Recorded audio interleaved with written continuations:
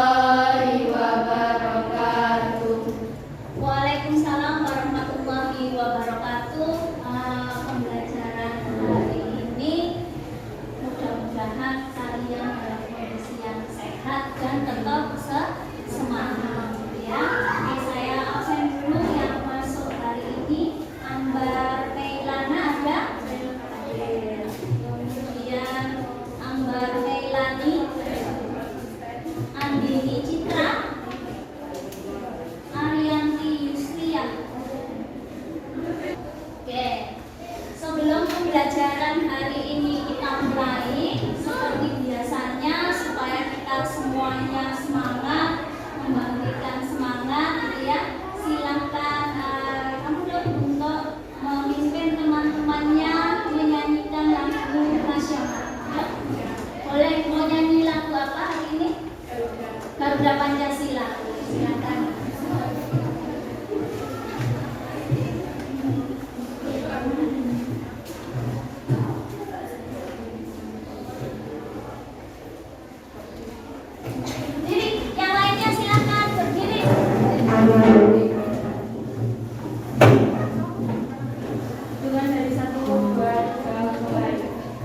Garuda Pancasila.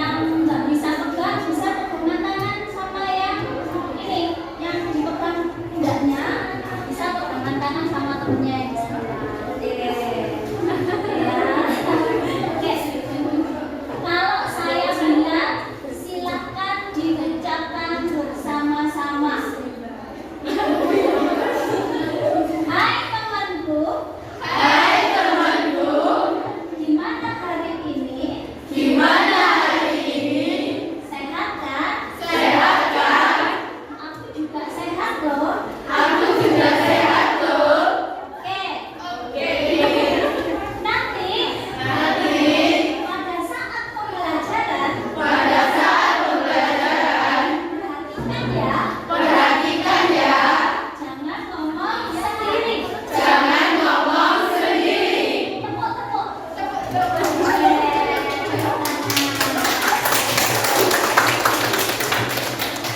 Nah, oke, berarti kita sekarang masuk ke materi tentang kepuasan pelanggan atau kepuasan konsumen.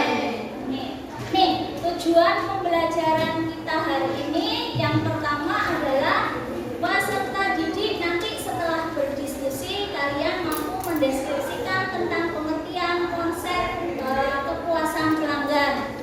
Kemudian yang kedua, peserta didik mampu menerapkan sikap kerja yang dibutuhkan untuk mewujudkan kepuasan pelanggan. Yang ketiga, peserta didik mampu mengidentifikasi ketidakpuasan pelanggan dan bisa mengambil tindakan. Yang keempat, peserta didik setelah berdiskusi mampu mengukur kepuasan pelanggan dengan teliti. Dan yang terakhir, bahwa peserta didik setelah berdiskusi mampu membuat daftar pernyataan survei kepada pelanggan dengan penuh tanggung jawab. Oke. Nah, sebelum masuk ke materi, ya hari ini Bu Ririn akan kasih pretest dulu.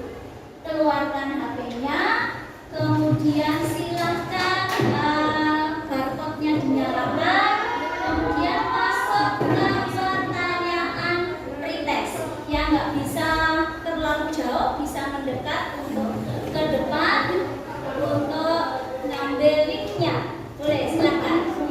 Ya, saya kasih waktu 5 menit untuk mengerjakan pretest tentang kepuasan pelanggan.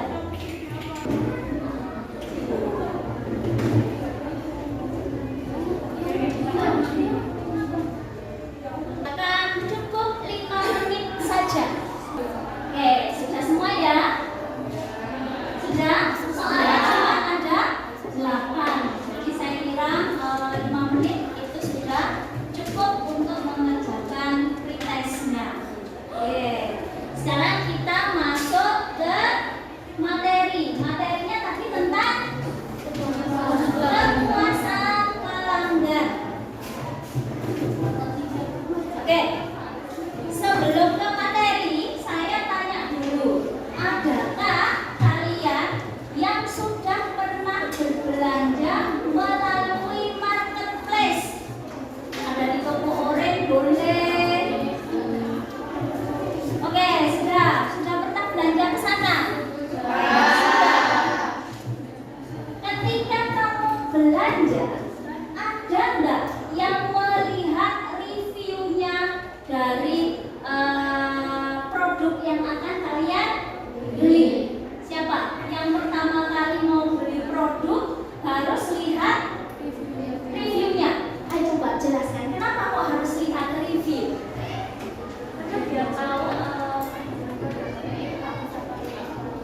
Biar tahu kandungan produknya bagus atau tidak. Untuk memastikan bahwa produk yang akan kalian beli tadi itu terpercaya, maka yang kalian lakukan adalah melihat reviewnya. Nah, itu tadi ya caranya bagaimana kita melihat kepuasan konsumen. Nah, berarti apa sih sebenarnya kepuasan konsumen itu apa?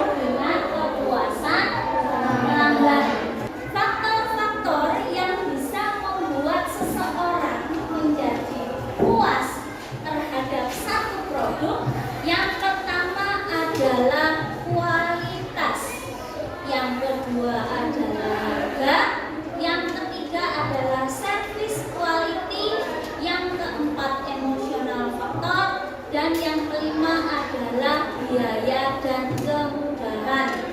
Nomor 1 jelas tentang kualitas. Kalau kita lihat produknya banyak direview sama orang lain, berarti di situ bisa dijelaskan kualitasnya cukup bagus atau baik.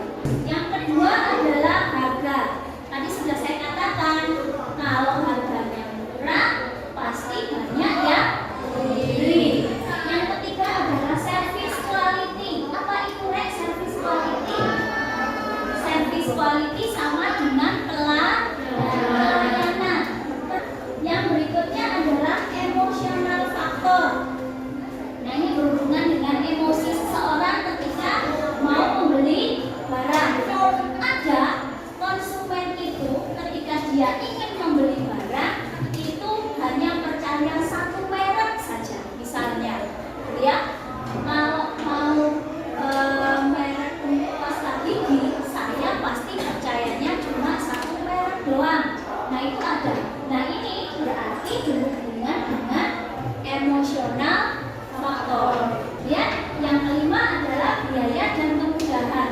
Semakin rendah biayanya dan diberi kemudahan, maka kita akan semakin terpuaskan, semakin senang dengan produk yang kita beli. Oke, kita lanjut dulu. Berikutnya ini manfaatnya, ya, manfaat yang diperoleh dengan memperhatikan kepuasan pelanggan.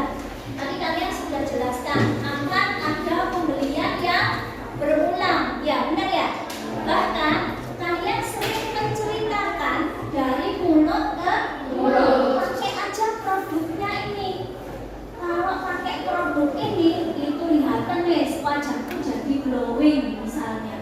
Padahal harganya tidak mahal. Nah, ini merupakan promosi dari mulut ke mulut yang bagi perusahaan itu sangat menguntungkan karena tidak perlu mengeluarkan biaya promosi yang mahal, tapi ternyata sudah dipromosikan sama konsumen. Ini luar biasa, ini beberapa manfaatnya, ya. Oke, sampai sini jelas ya? Oke, jelas. Nah, ini cara untuk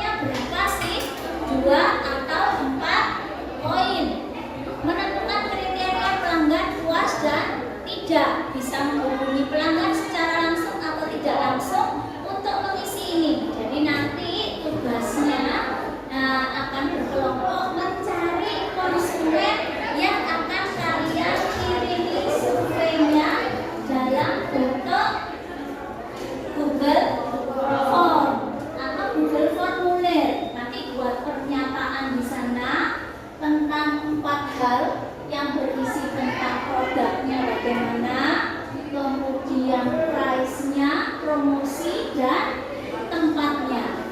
Ya, nanti unit-unit usahanya apa saja? Unit usaha di sekolah kita ada berapa? Ada banyak ya?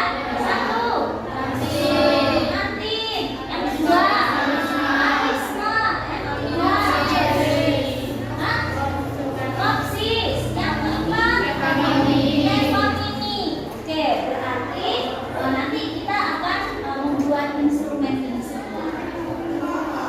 Sampai di yang terakhir adalah mencatat hasil survei dan membuat kesimpulan. Kemudian, nah ini ada contoh. Coba perhatikan baik-baik tentang video ini ya. Coba perhatikan baik-baik videonya ya.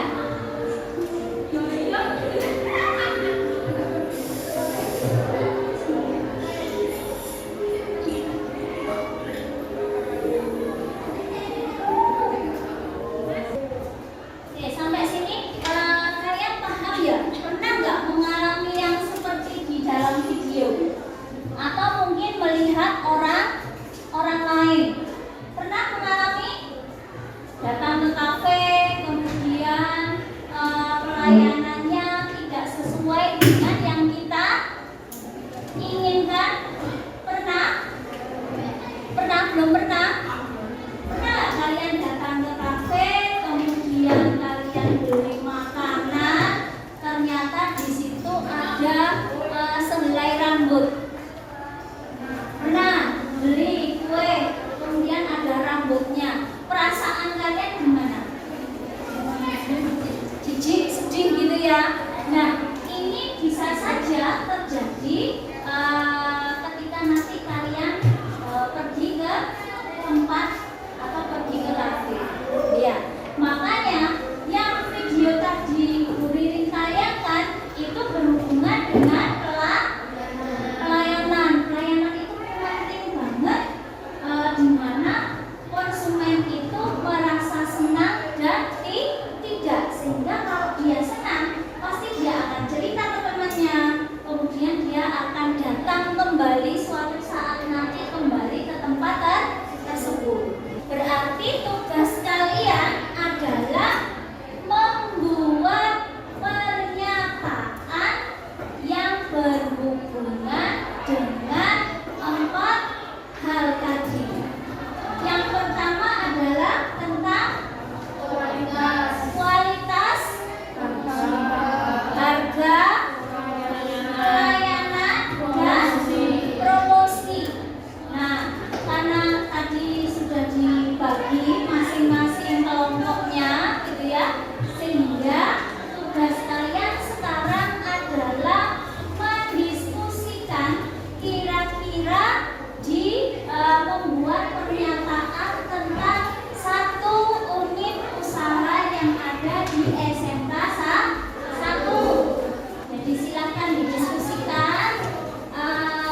Untuk membuat pernyataannya saya berikan LKPD-nya.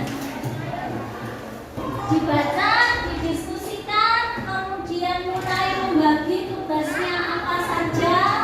Kemudian nanti surveinya tadi sudah Bu Ririn bilang dalam bentuk Google Form, ya. Jumlah pertanyaannya di langkah-langkah LKPD, di petunjuk pengerjaannya semuanya sudah ada. Silakan dibaca dulu, dibagikan tugasnya apa saja, kemudian nanti cukup membuat satu link saja. Setiap kelompok membuat hanya satu link. Setelah membuat, kemudian kalian masukkan ke Google Form-nya, daftar pernyataannya nanti dibikin PowerPoint. Oke. Ada yang belum jelas tentang tugasnya? Jelas, silakan didiskusikan dengan kelompoknya.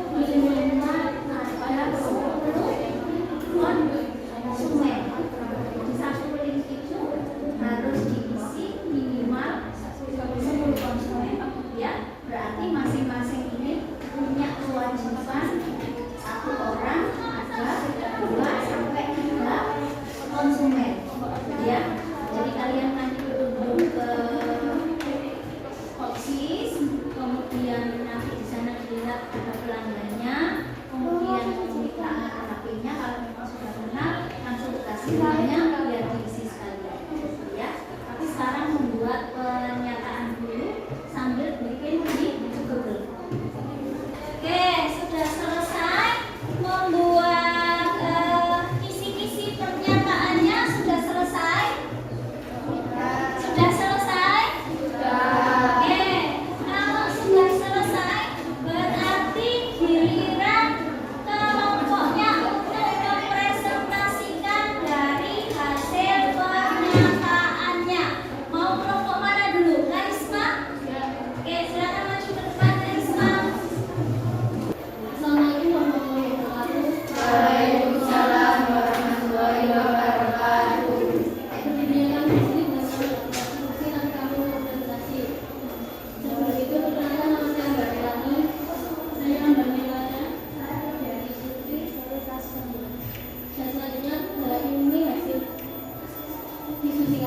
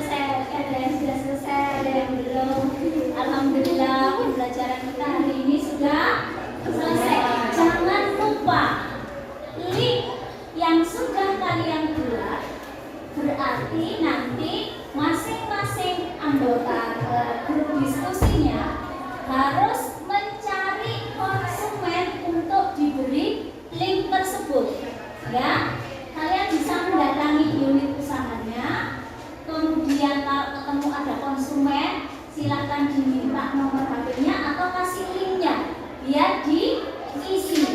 Sebagai pembelajaran minggu depan kita akan mengukur atau menghitung atau menganalisis dari hasil survei yang sudah kalian sebarkan. Oke, mengerti?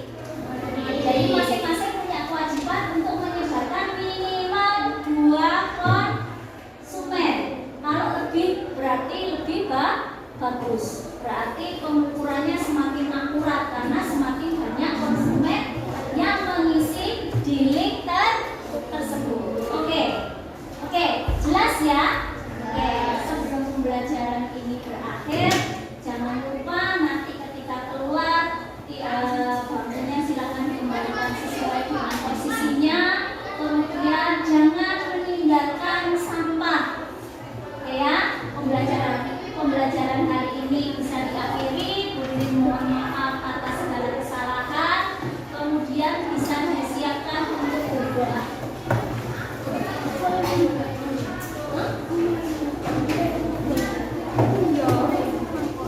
Silakan disiapkan. Siapkan. Doa mulai.